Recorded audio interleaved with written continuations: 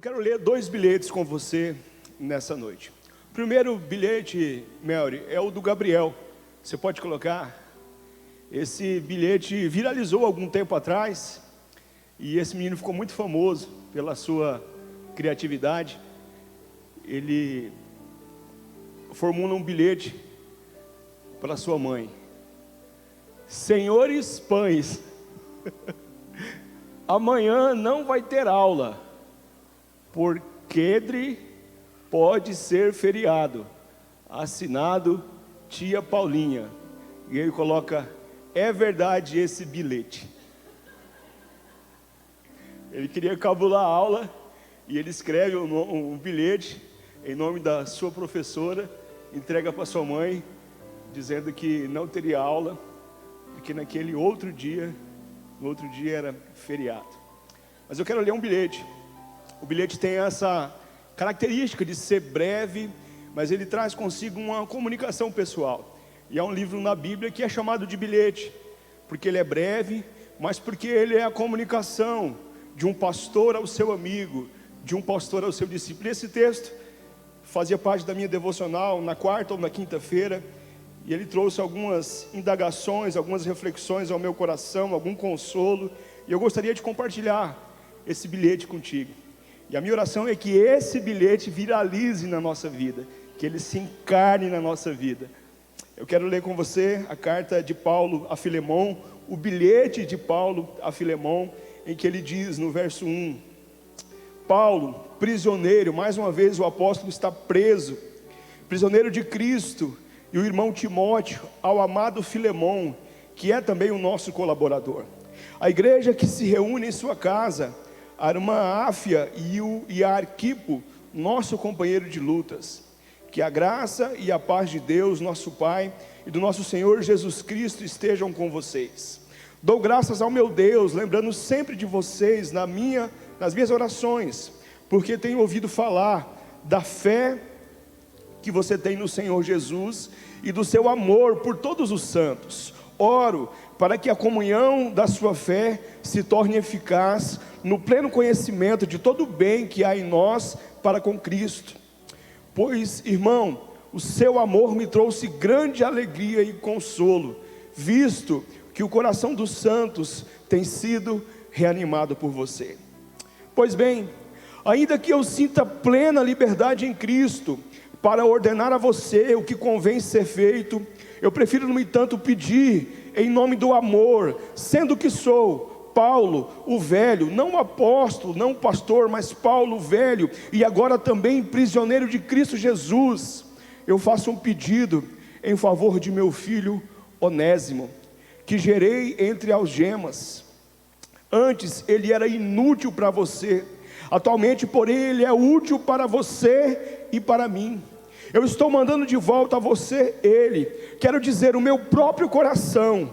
Eu queria conservá-lo comigo, para que ele me servisse em seu lugar nas algemas que carrego por causa do Evangelho. Mas não quis fazer nada sem o seu consentimento, para que a sua bondade não venha a ser como uma obrigação, mas algo que é feito de livre vontade. Talvez ele tenha se afastado de você temporariamente, a fim de que você o receba para sempre. Irmãos, o verso 16 é muito lindo, é muito forte, é libertador, é revolucionário. Não como um escravo, mas muito mais que um escravo, como um irmão caríssimo, especialmente de mim e com maior razão de você, quer como um ser humano, quer como um irmão no Senhor. Portanto, se você me considera companheiro, receba como receberia a mim. E se ele causou algum dano a você, ou lhe deve alguma coisa, ponha tudo na minha conta. Eu, Paulo, de próprio punho escrevo isso. Eu pagarei. É claro que não preciso dizer que você me deve a sua própria vida. Sim, irmão, que eu receba de você no Senhor esse benefício. Reanime o meu coração em Cristo.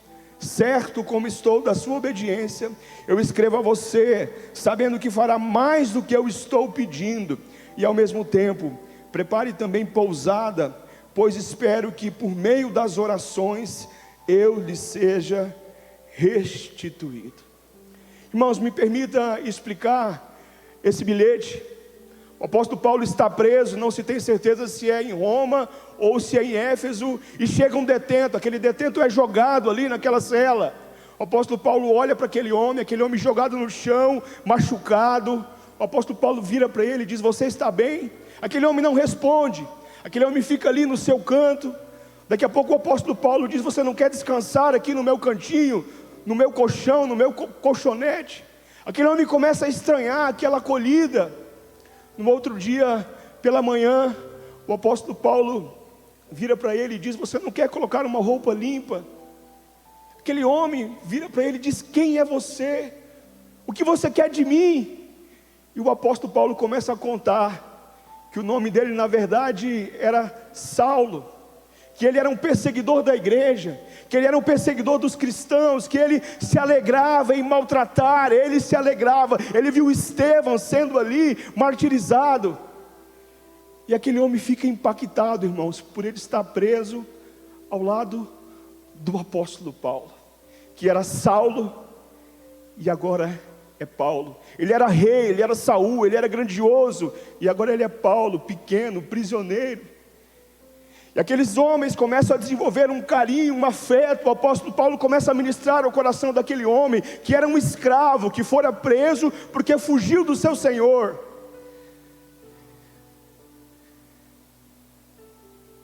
Paulo apresenta o evangelho àquele homem, irmãos. Aquele homem tem a sua vida restaurada. E eu começo a viajar nas experiências que Paulo ministrou ao coração daquele escravo. Passado algum tempo, aquele escravo tem um habeas corpus. O fato é que ele é posto em liberdade, irmãos. E o apóstolo Paulo vira para ele e diz: eu tenho um pedido a você, apenas um. Eu preciso que você leve uma carta e entregue um bilhete. Onésimo disse: sim, como não, Paulo? Fui cuidado por você todo esse tempo, me diga onde é que eu tenho que levar essa carta e esse bilhete, quem são essas pessoas? O apóstolo diz: essa carta é para a igreja de Colossos, e esse bilhete é para um irmão querido chamado Filemon. Eu penso que o Onésimo fica amarelo nessa hora. Ele fala: Paulo, você poderia pedir qualquer coisa para mim, mas você está pedindo para que eu retorne para a cidade onde eu fui escravo. Você sabe, Paulo, como eu fui maltratado. E o apóstolo Paulo disse: se eu fosse você, eu levava essa carta e esse bilhete. Irmãos, eu não sei se o Onésimo leu aquele bilhete. Eu não iria sem ler. Mas o fato é que esse homem escravo foge do seu senhor. Certamente ele precisou levar alguma coisa da casa do seu senhor, ou algum dinheiro, algum bem. Ele passou vários dias fugindo, então é provável que além de fugir, ele tenha roubado alguma coisa para comer no caminho, para se sustentar. E agora Paulo diz: volte para o lugar da escravidão. No primeiro momento, irmãos, essa carta parece uma reafirmação da escravidão. Numa leitura apressada, talvez nós somos levados a afirmar que o cristianismo tem compromisso com a escravidão. Mas é exatamente o contrário, irmãos. Esse homem está levando uma carta dizendo: receba não mais como um escravo, mas como um irmão em Cristo. Irmãos, isso é libertador, isso é revolucionário.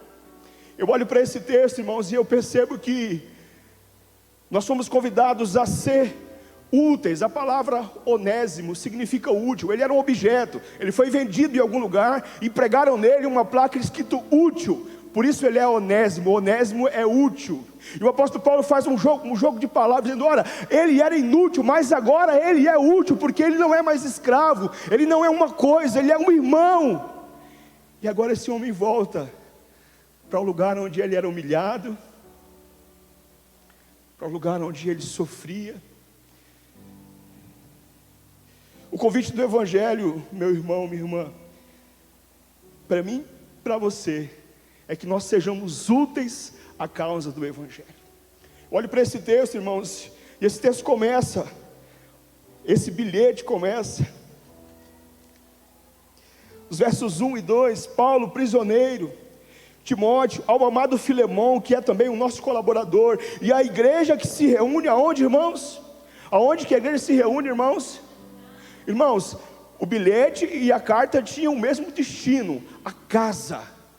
A carta e o bilhete chegaram no mesmo lugar, era o mesmo endereço. Quem iria receber era o pastor da igreja, que era o filho de Filemão, o Arquipo. O bilhete era para o pai, o Filemão, mas o destino é a casa.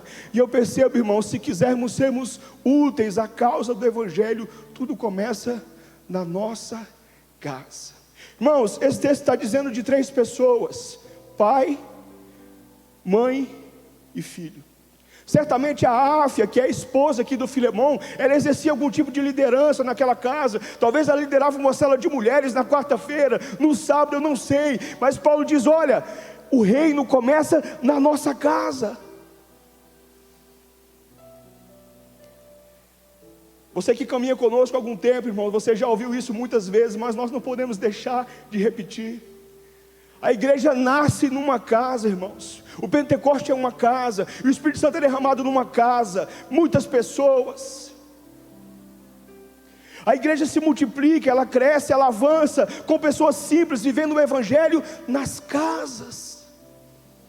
Jesus, quando manda os 12, quando manda também os 70, diz: olha, fiquem nas casas. A casa é onde tudo começa, irmãos.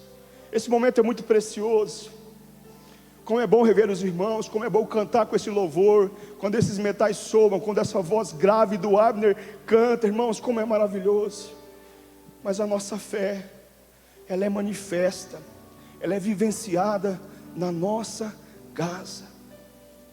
Se queremos ser úteis à causa do evangelho, tudo começa em nossa casa. O reino de Deus ganha concretude em nossa casa. Irmãos, um dia eu cheguei muito triste na igreja. Eu queria ter comprado a minha casa e por vários motivos não foi possível. E eu cheguei muito triste. E uma irmã dessas do coque, de oração, virou para mim e falou: o que foi? Por que você está triste? Eu falei: não, irmãos, acabou que não deu certo. Ela virou para mim e falou: eis que vos digo. Quando fala assim, você já dá um passo para trás, né? O Senhor manda te dizer: escolha um terreno que Deus vai te dar. Eu falei: eita Deus. Irmãos, eu tomei aquela palavra por fé. Estudei a vida inteira no Weimar Torres, moro naquela região, joguei muita bola ali no Seper. E a minha sogra disse: olha, tem um terreno bem ali. E eu fui lá ver, irmãos, o terreno. Cheguei naquele terreno, um monte de lixo, um buraco. E eu falei: Deus, eu quero morar aqui. E eu fiz uma oração ali, irmãos, naquele terreno, cheio de entulho, de lixo. Ele era o cara que comprou o terreno, ele quis dar um desperto. Ele pegou a terra do terreno dele e jogou no do vizinho, porque ele achava que o terreno dele era do lado. Então o terreno dele ficou um buraco, irmãos, parecia uma piscina assim. Ele foi dar um desperto e acabou, arrancou tudo a terra e jogou no do vizinho. O do vizinho ficou dessa altura e esse terreno ficou um buraco. E eu fiz uma oração ali, irmãos. Falei: Deus, eu quero que a minha casa aqui seja um lugar de encontro com Deus. Que as pessoas sejam ministradas através aqui de uma reunião de célula, de um culto doméstico. Irmãos, pouco tempo depois, e eu fiz essa oração, irmãos, sem dinheiro, sem perspectiva nenhuma. E eu quero ser bem breve e dizer que, por vezes, irmãos, eu recebo na minha casa a célula 3 vezes por semana. Já teve semana que eu recebi a célula 3 vezes, irmãos. E eu glorifico a Deus por essa oportunidade. Porque nas casas nós tiramos as máscaras. Porque nós temos a oportunidade de dizer quem somos, nos revelar de fato, expor as nossas dores, chorar com os que choram, se alegrar com aqueles que se alegram. Se queremos, irmãos, ser úteis à causa do evangelho, tudo começa em nossa casa. O apóstolo Paulo escreve uma igreja, mas é a realidade de uma família. Pai, mãe e filho. Eu não sei por que motivo, irmãos, mas o líder dessa igreja não é o pai, é o filho. Não sei o que aconteceu, não posso especular, mas o pastor da igreja é o Arquipo, o filho desse casal. Se queremos, irmãos, o pastor Denis disse algum tempo aqui atrás, e isso marcou muito meu coração, que a nossa casa, irmãos, deve ser um pedaço do céu. A vontade de Deus, meu irmão, minha irmã, é que a sua casa, o seu lar, seja um pedaço do céu, onde você encontra descanso, onde você encontra refrigério, para onde você possa voltar depois de um dia de trabalho cansativo e encontrar paz, porque o reino de Deus não é comida nem bebida, mas paz, alegria e justiça, irmãos. A nossa casa deve ser esse lugar, irmãos. Pode dizer um amém? Se você não crê nisso, diga amém. Eu quero que a minha casa seja um pedaço do céu. Quer dizer que vai ser perfeito, irmão. Quer dizer que não vai faltar. Isso quer dizer que o Senhor estará lá.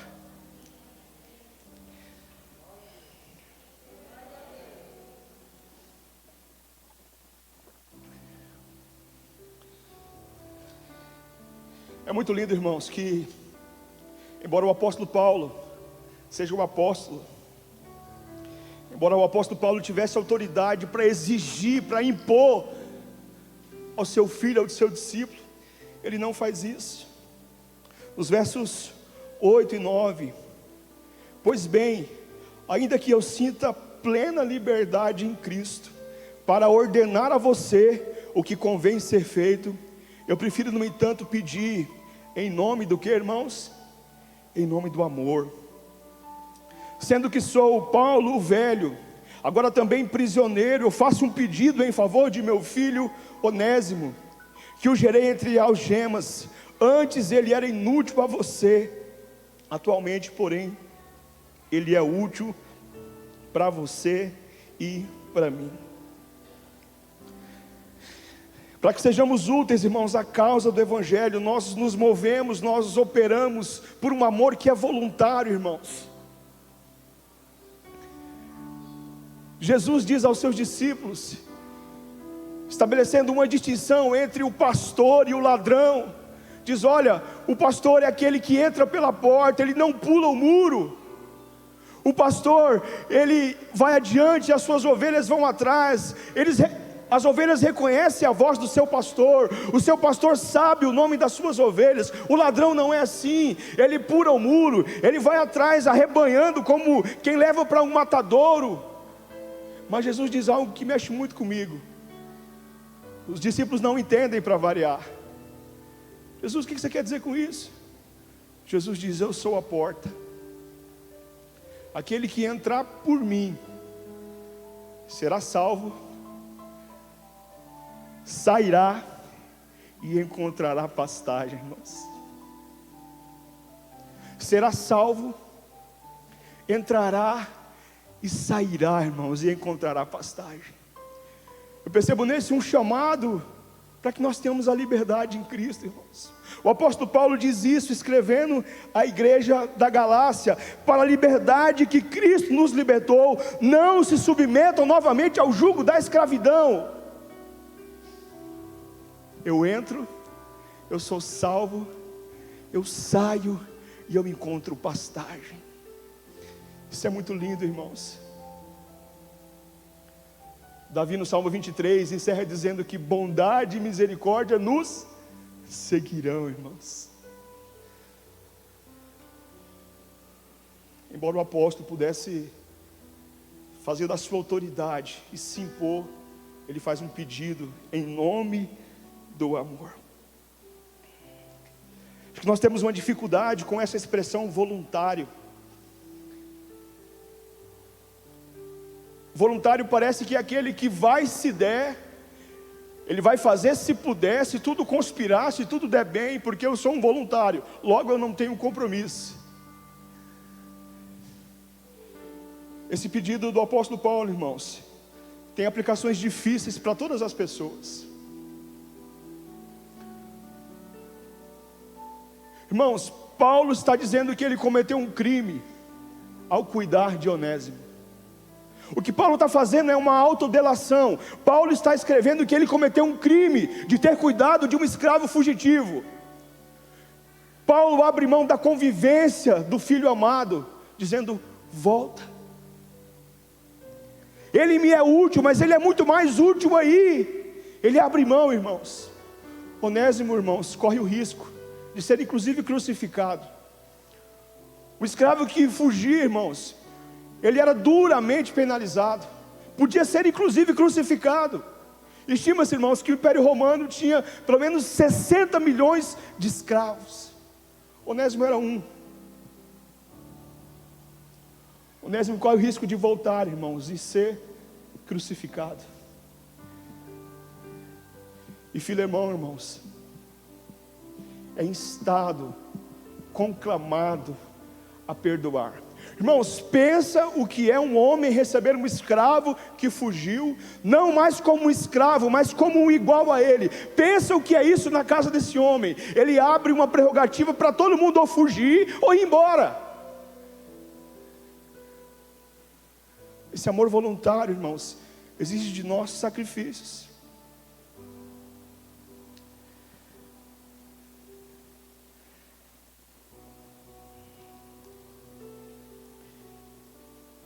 Eu não sei se você percebe nessa carta, irmãos. Paulo está jogando uma bomba sobre a escravidão, irmãos.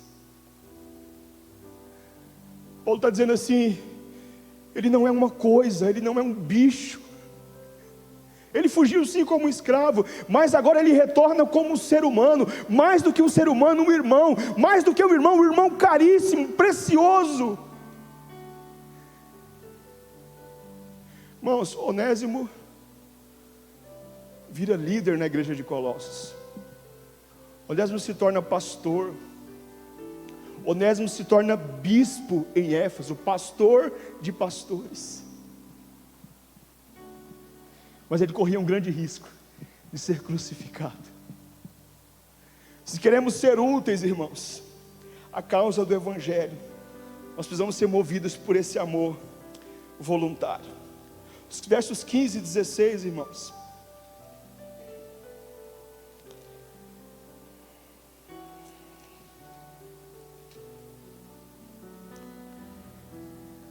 Eu preciso ir no oftalmologista urgentemente, irmãos.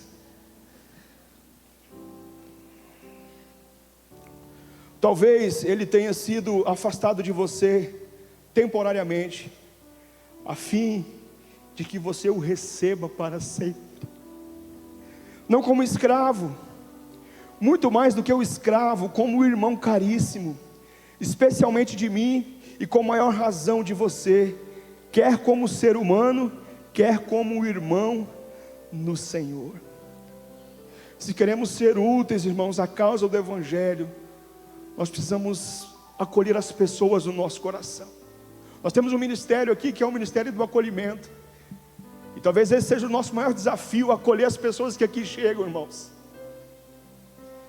Que muitas vezes querem entrar sem serem percebidas. Acolher é uma palavra que o apóstolo Paulo diz que está mandando com Filemão o seu coração junto, irmãos. Aliás, o nosso logo é um coração sendo abraçado, né? O apóstolo está dizendo: olha, eu estou mandando ele, mas eu estou mandando junto o meu coração.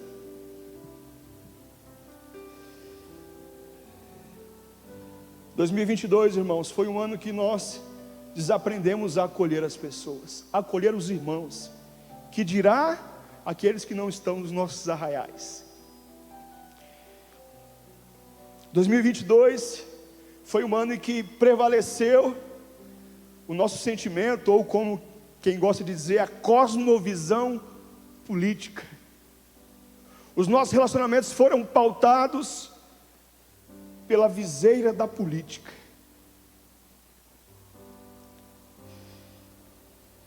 Me permita, irmão, compartilhar uma experiência. Alguns anos atrás eu estava fazendo um curso, e eu comecei a ler muito sobre a história do Brasil, fazia parte do curso, e eu li muita coisa, irmãos, e eu fui tomado por um sentimento de indignação, por perceber a nossa história, perceber que nós somos um país tão rico, mas ao mesmo tempo tão complexo. E eu comecei a enfrentar crises, irmãos, conflitos internos, que rapidamente começaram a se manifestar externamente. E eu lembro que no final de semana, na sexta-feira, eu tive um conflito na escola do meu filho. No sábado eu fui participar de uma conferência, e lá eu tive um outro conflito. No domingo, eu fui almoçar com a minha família, com a família da minha esposa, e eles estavam recebendo um amigo de muito tempo que veio fazer uma visita, e eu caí em conflito com aquele irmão. Eu disse palavras duras para ele, e eu deixei aquele almoço, irmãos, com uma tristeza muito grande no meu coração. Eu não estava me reconhecendo, irmãos. Eu fui para casa e eu fui tomado por um sentimento de arrependimento, de pecado. Eu falava, meu Deus, eu não estou reconhecendo o meu coração. Eu comecei a olhar o mundo entre os opressores e os oprimidos. Eu comecei a olhar o mundo entre aqueles que são salvos e aqueles que são condenados. Percebe, irmão, como o nosso mundo fica dual? E eu vim para o culto à noite, irmãos, eu decidi calar a minha boca. E naquele culto eu falava, Deus, fala comigo, eu quero ter clareza do que eu estou passando.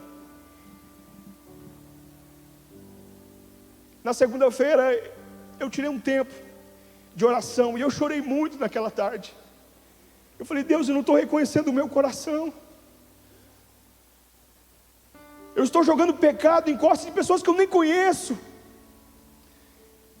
E eu chorei, eu orei naquela tarde, e por algum motivo santo, Deus me levou para um texto, irmãos, chamado Jonas, o sucesso do fracasso.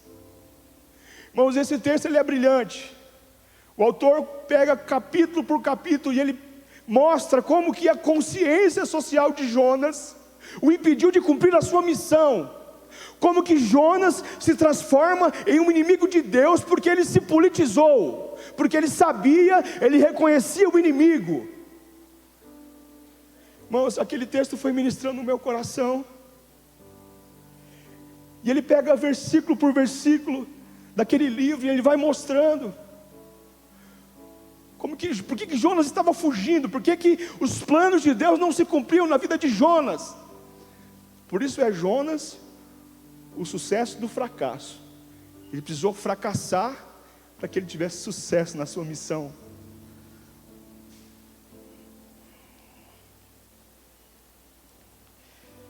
Para Jonas, irmãos, era inconcebível ser governado pelos ninivitas, pelo povo inimigo. Deus se transforma em inimigo de Jonas pela sua misericórdia e pelo seu amor. Eu quero ser fiel, irmãos, à parte desse texto. O autor diz assim: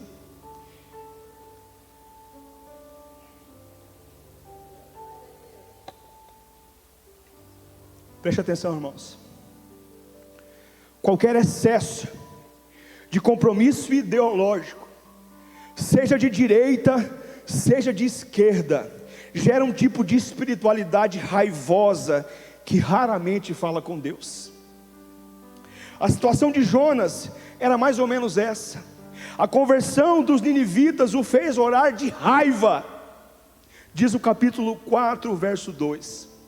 Jonas desenvolveu a espiritualidade do ódio e da vingança. Ora, tal espiritualidade tem aparecido muito frequentemente na história do povo de Deus. É a mesma que levou João a perguntar a Jesus: Senhor, o Senhor quer que façamos descer fogo do céu para consumir os samaritanos? Foi essa mesma espiritualidade que levou alguns irmãos a entregarem devocionalmente, espiritualmente, seus irmãos de fé em muitas revoluções de direita e de esquerda. Irmãos, esse texto foi o remédio para a minha alma. Eu percebi que eu estava cheio de ideologia. Eu percebi que a minha consciência política estava me afastando do reino de Deus e de pessoas que eu amava. E sabe qual é a maior contradição, irmãos, no final desse texto? Eu li esse texto sem saber quem era o seu autor. No final eu fui surpreendido, irmãos, quando o autor assina no final: eu nunca teria lido um livro daquele homem, porque no meu coração eu o desprezava. Esse foi o nocaute final, irmãos, da minha experiência. Eu nunca teria lido aquele livro daquele homem se eu soubesse que ele era o autor. E a partir dessa experiência, irmãos, de cura, de ser tocado por um livro, por uma ministração, é uma mensagem que é um livreto, irmãos. Eu digo livro, mas é um livreto. O livro de Jonas é pequeno. Eu pedi perdão ao Senhor e eu fui conhecer a história daquele homem, irmãos. Eu escrevi um e-mail para ele dizendo: me perdoe. Durante muito tempo eu resisti em lhe ouvir. Você abençoou a minha vida. Às vezes nós criamos muro, irmão, de pessoas que podem nos abençoar, nos curar, nos libertar. Irmãos, eu não sei e nem quero saber se você faz parte dos 49% ou dos 50%. Eu quero fazer parte, irmãos, daquele percentual que olha para frente, que espera aquilo que Deus quer fazer em nós e através de nós. A eleição acabou, irmãos. Gostemos ou não, ela tem um vencedor. É hora de olharmos para frente. Eu digo isso com temor no coração, irmãos.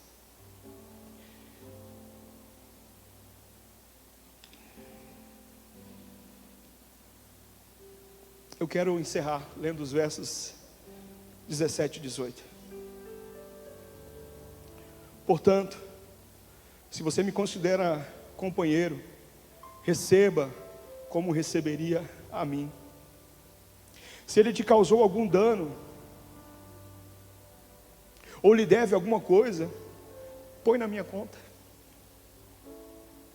Eu, Paulo, de próprio punho escrevo isso: eu pagarei.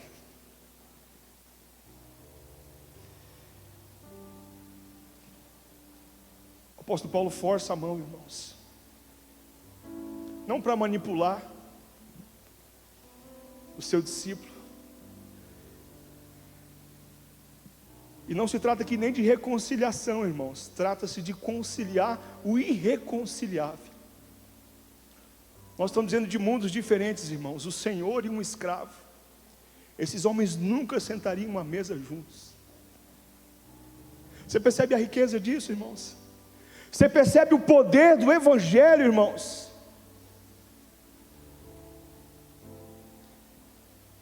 De conciliar o irreconciliável.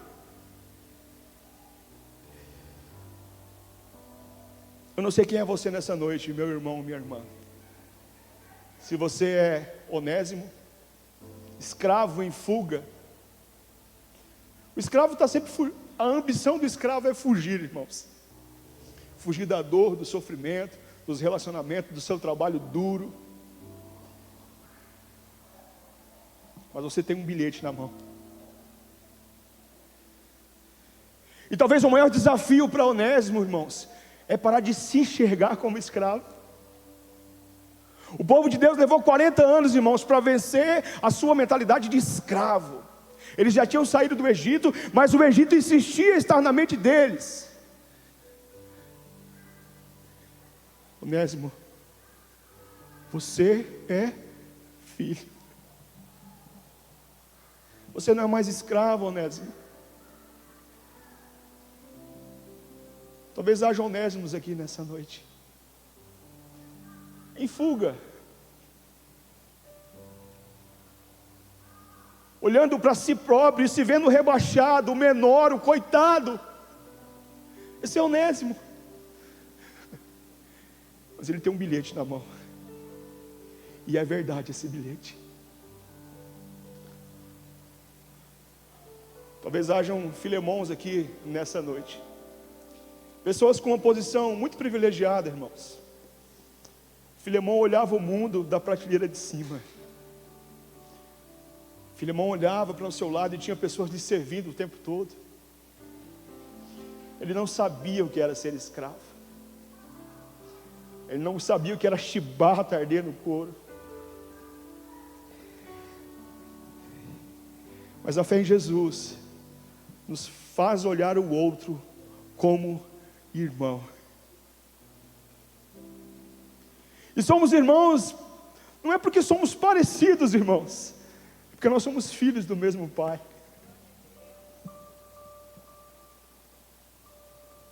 Quem é você nessa noite?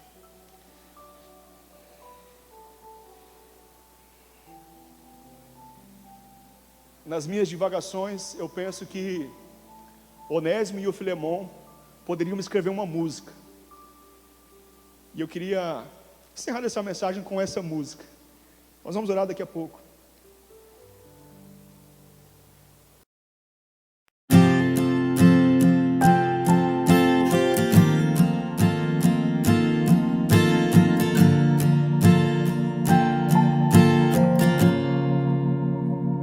Seria tão bom se o que a gente fala fosse pura compaixão, amor, cuidado e zelo por aquele nosso irmão. Seria tão bom, seria tão bom se o conhecer a Deus fosse mais que religião, fosse amor e obediência pelo autor da criação. Seria tão bom parar na estrada, se aproximar e além das palavras querer ajudar, chegar bem mais perto e sem escolher fazer o que é certo, cuidar e acolher. Ai, Pai, faz de mim alguém parecido contigo, e então transforma o meu eu, esse jeito de ser tão altivo. Quero me parecer contigo, seria tão bom. Quero me parecer contigo, seria tão bom. Quero me parecer contigo, seria tão bom. Quero me parecer contigo, seria tão bom. Seria tão bom se o conhecer a Deus fosse mais que religião, fosse amor e obediência pelo autor da criação. Seria tão bom parar na estrada, me aproximar e além das palavras querer ajudar, chegar bem mais perto e sem escolher fazer o que é certo, cuidar e acolher. Fazer o que é certo, cuidar e acolher. Ai, Pai, faz de mim alguém parecido contigo, e então transforma o meu eu, e esse jeito de ser tão altivo. Quero me parecer contigo, seria tão bom. Quero me parecer contigo, seria tão bom. Quero me parecer contigo, seria a cada dia me parecer contigo. Essa oração nessa noite. Quero me parecer contigo, a cada dia me parecer contigo, seria tão bom.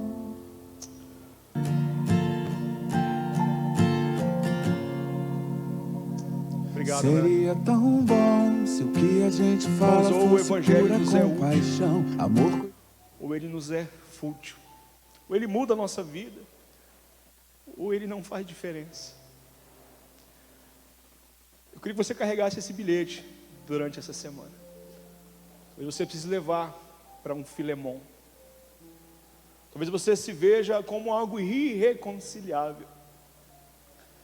Mas eu preciso dizer, é verdade esse bilhete. O do Gabriel lá, irmãos, uma grande brincadeira. Nos alegrou. Ele foi para o Morumbi, conheceu um monte de jogador. Foi uma experiência muito boa para a sua família. Não passava de uma brincadeira.